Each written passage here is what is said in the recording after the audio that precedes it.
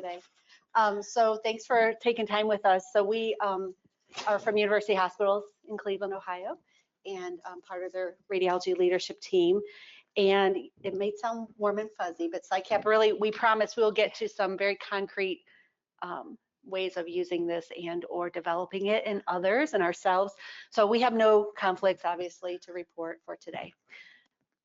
Here are the objectives. We're going to let you know what PsyCap is. Has anybody heard of it prior to today? Yeah, no? Okay.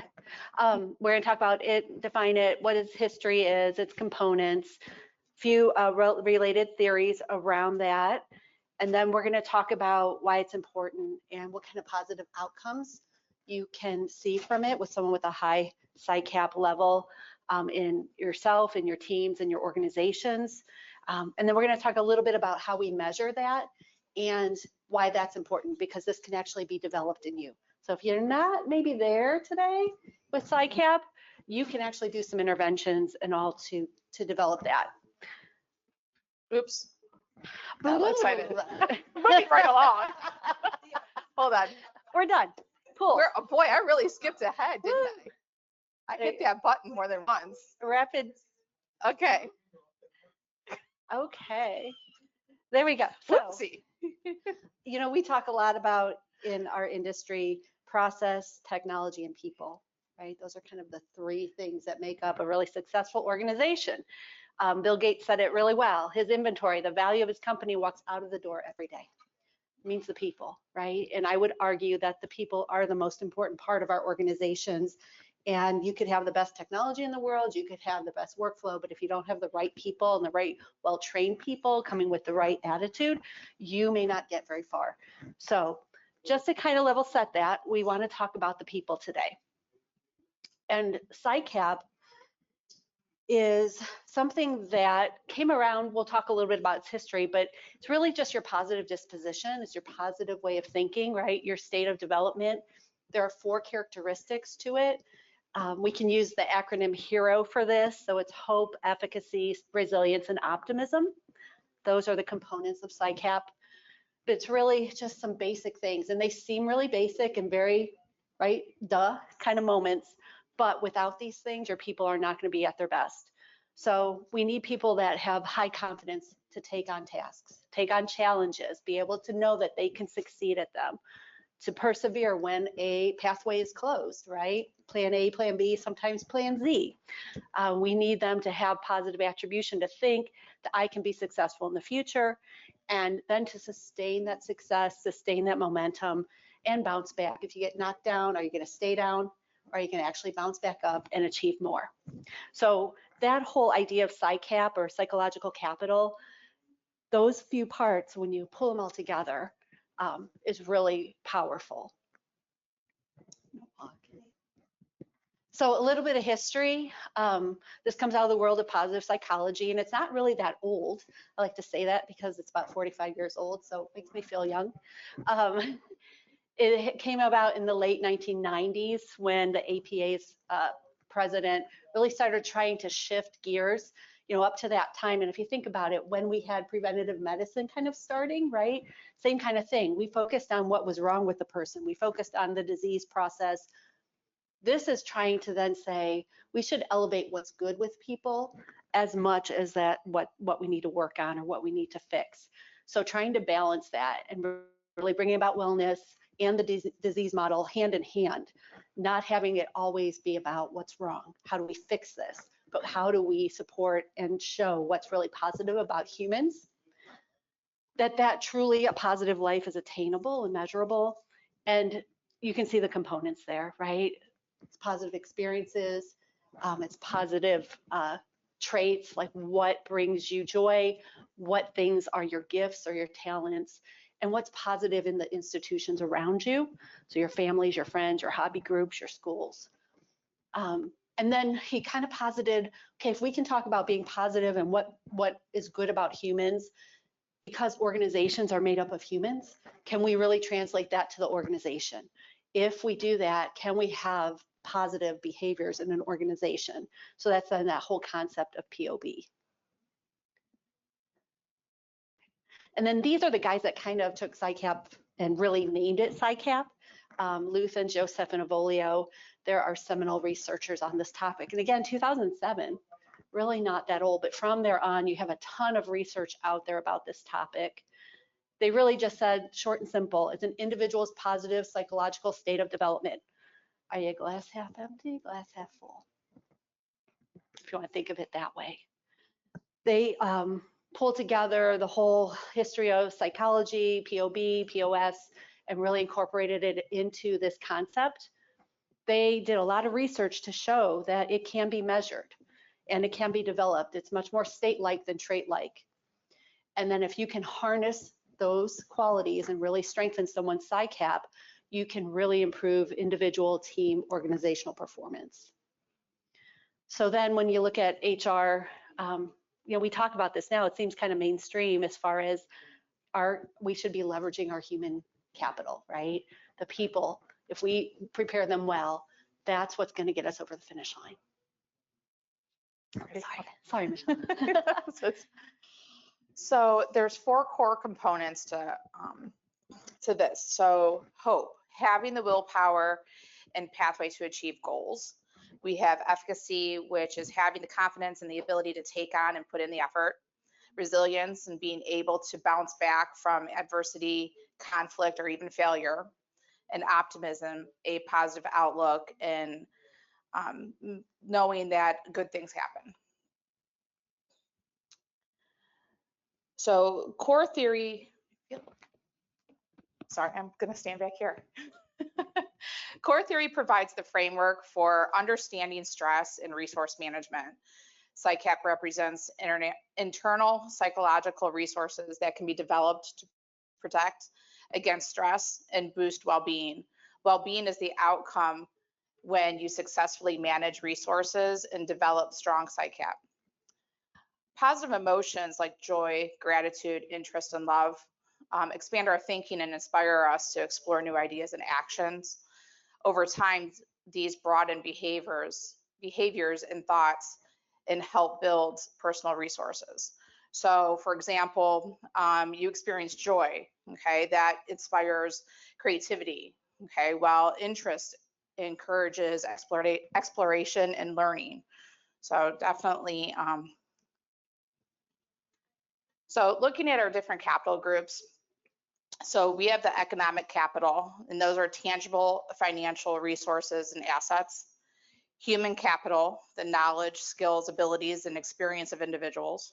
Our social capital, which is the networks, relationships, and connections that facilitate cooperation and support. And a positive psychological state characterized by hope, efficacy, resilience, and optimism. So some PsyCap outcomes, it produces less stress and burnout, better customer service, increased productivity, and increased performance.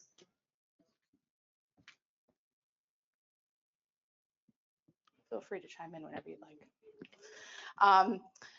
So some other outcomes are extend beyond the workplace, positively influencing other areas such as life, as health and relationships, positively linked to employees' attitudes, behaviors, and performance. So it goes beyond the workplace. It goes into your personal life.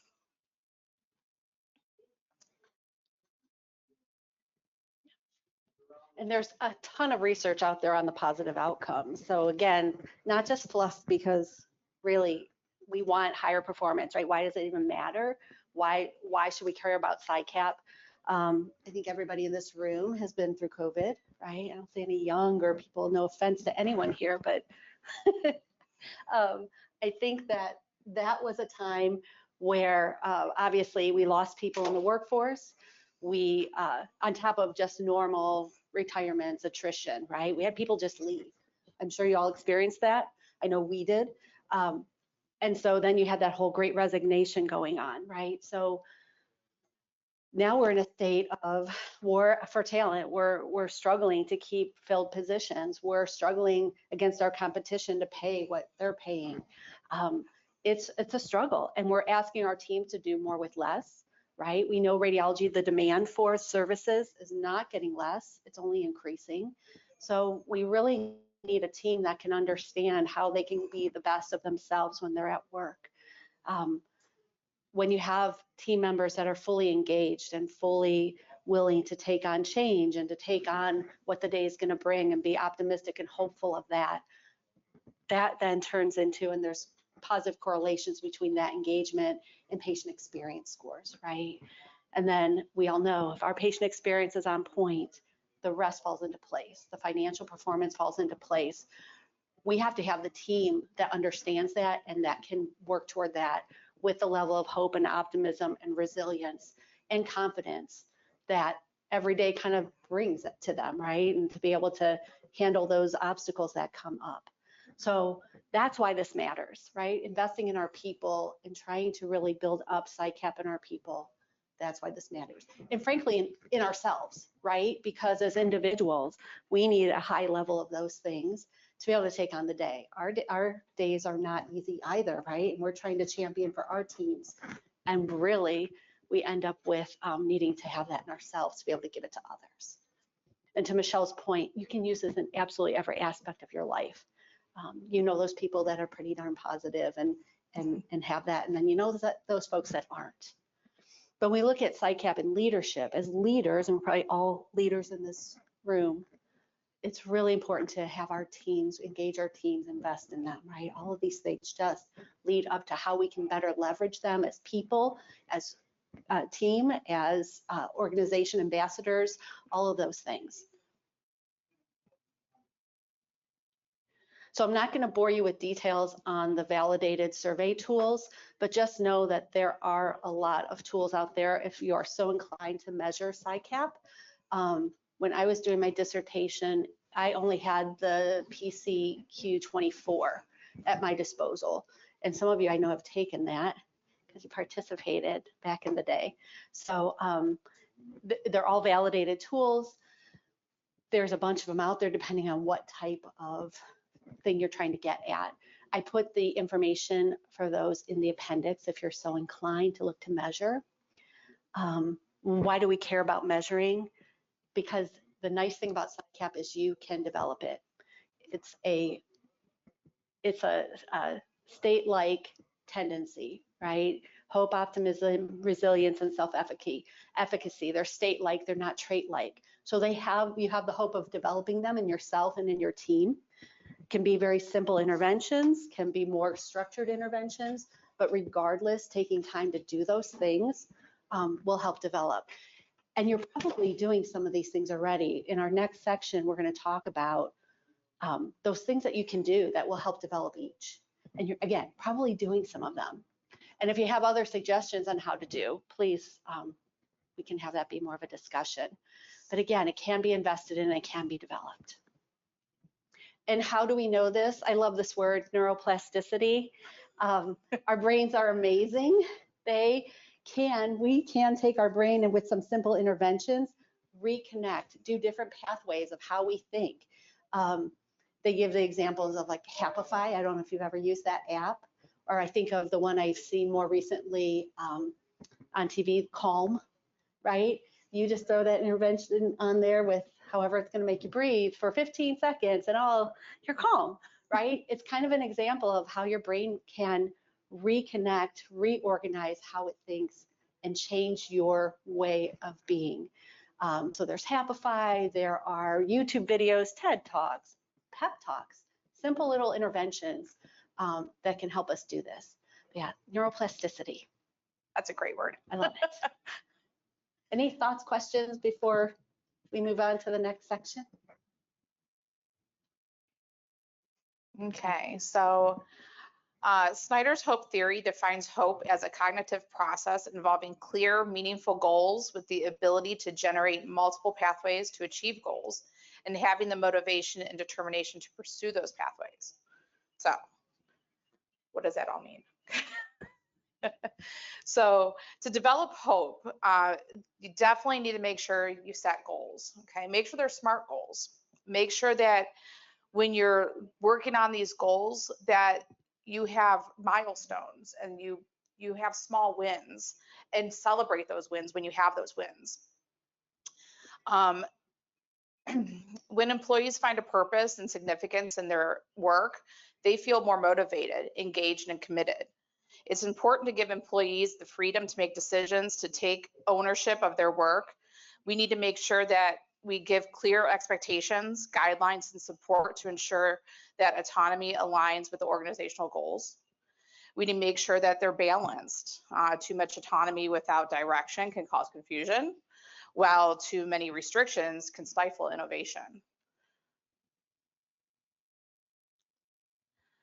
So we just need to remember to set goals that are specific and challenging. We need to break down those goals.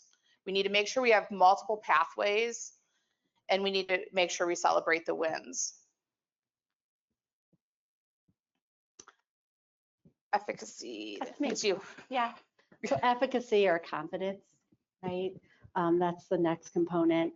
So it's been around for a little bit longer than PsyCap. Endure is a seminal author there, and back in the 70s.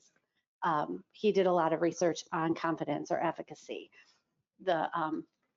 I call them LYA, so I don't, because it's a mouthful otherwise. They just basically took that work and defined the efficacy as having confidence to take on and to put in the necessary effort to succeed at challenging tasks. So one, you have to believe that you can do something. Got to believe that you can take it on. You got to believe that you can complete it, be successful at it, and you need to believe you can put the effort in to do that. And I will call out the word challenging, because truly, I can believe I'm going to get up in the morning and go to work or get ready for work. That's not really a challenging task, right? Should be able to do that. But it's where you put in the work for challenging tasks, where you set challenging goals for yourself. That's what's going to give you the biggest bang for your buck when it comes to efficacy. You want to make sure that you are, when you see it in someone, look for things like they're really motivated. If you think of, you got a change coming down the road, and who's that person that you think of first, right? That I'm going to probably engage this person, right? They take on tasks, they're willing to do it. They don't have reservations about failing, even though they could, and we'll talk about that in a little bit. And they just really have that mentality that I can take this on, and if I hit a roadblock, I'm still going to be able to do it. I got to figure it out, but I'll be able to do it. Look for those people in your workplace. Look for those people on your team. Those are the folks with high efficacy. And again, Teddy Roosevelt said it best, right? Believe you can, you're halfway there. You got to believe. I'm not going to show the YouTube. It'll be there in the slide deck when it comes out, but it's really talking through these points, how we develop efficacy. We need to have experiences. That's the first thing. Again, it sounds so simple, but you got to have experiences to know that you can get something done, to know that you can be successful at it. So some of these things bleed into each other, but really being able to celebrate when you are successful, being able to remember that for people or for yourself, that I did that or they did that, because it's important. You have to keep that at a slow burn or right there on the surface, so that when you go to ask them to do something challenging or yourself to do something challenging, you don't have to dig deep to remember an experience that you can, got you there. So SMART goals are really important here. Evaluations, right? We have a plethora of communication tools, I'm sure in your organizations as well, where you can tout those things and celebrate those wins. It's incredibly important for people to develop that efficacy by just remembering that they've done something that they can do again, or they can tick it up a notch for the next time. Social modeling, that's really just us as a leadership group. We need to set the example. We have to lead by example. We need to also take on challenging tasks, right? Our teams are going to look at us, and if we're doing the meh, then they're going to expect to do the meh. We need to set challenging goals for ourselves and be willing and committed to get there and succeed in those. I think it's really important to be able to talk about being transparent when we fail. That's an important thing for people to understand, that it's okay, you can fail, but then what did we do about it, right? Did we get up? Did we try path A or B or C or Z? Again, keeping that constant in the background will be really helpful for developing your team or yourself in efficacy. And then, of course, mentoring. We're often champions or cheerleaders for our teams and each other. Having that positive pep talk for people, because really it can be daunting with what we ask our teams to do, ourselves to do on a day-to-day basis. So we have to have that mental rally cry behind us. And then the last piece of that is just know that if you're asking them to do something challenging they haven't before, they may fail, but you got to give them that safe space to come to you and make sure you set that up right away, right? If you have issues, don't go down the negative road, come talk to me. You can be negative with me and talk about it, and we're going to get you through it. But again, that leads back to the transparency. It leads to the you can do it in the pep talks. Sounds simple, right? But we don't take the time as leaders to really be deliberate about some of these things. So again, focusing on the mastery experiences, keeping that, keep bringing them up, what the things are, the challenges that the team has faced, that you have faced and you've conquered, being able to set the example, lead by example with your challenging SMART goals. And again, watch for those times where somebody may be going down that negative road and kind of really bring them back in and focus them in with a pep talk. So resilience. We're not watching the YouTube, correct? Up to you. I'm just asking. We're on a theme, so we're not going to watch YouTube. Okay. so resilience, just demonstrated as an individual who, when faces a challenge or setback, will get back up and try again, or find a different, often better way when to obtain a goal. So I liked that line the best. So developing resilience. These practices enable leaders to navigate uncertainty, adapt to change, and inspire their teams to thrive despite challenges. So face reality, accept difficult truths, be transparent with your teams about challenges, and maintain confidence in overcoming them. Search for the meaning. Find meaning builds motivation, resilience, and commitment. Improvise. Encourage teams to test new ideas and pivot strategies as needed. Foster a culture where failure is viewed as a step toward innovation. Remember to be transparent, remain calm, focused, when overwhelmed with emotion and stress. So we have optimism. Demonstrated as an individual that when sees high value in a goal to be achieved will give significant effort and find alternative ways of attaining the goal if beset with obstacles and adversity.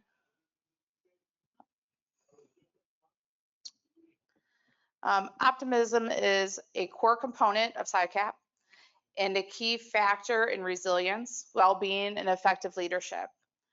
Optimistic leaders believe that positive outcomes are achievable and that they have the power to influence success.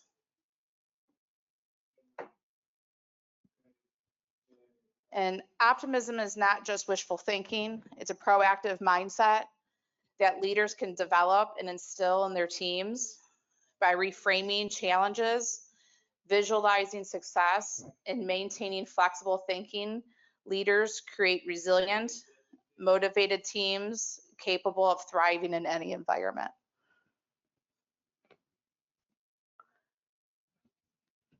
Really tough to see that, but That it'll be in the slide deck.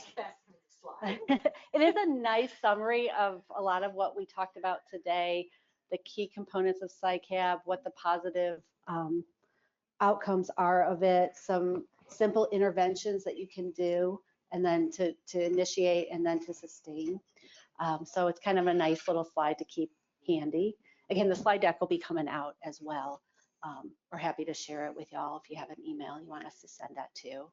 I'm not going to rehash, but just some quick take homes, right? Just know that if you hadn't heard about it today, now you have. And it's really just about your well-being. It's about your team's well-being, the organization's well-being, right? It's about your life satisfaction, whether that's in work or outside of work. There are hugely powerful impacts to individuals, to teams, and to the organization, and to our patients, frankly, if we have teams that have high PsyCap levels. And you have that ability to develop it in yourself. You have the ability to develop it in your teams, to get it out to your organizations, which is really the cool thing. Remember the neuroplasticity.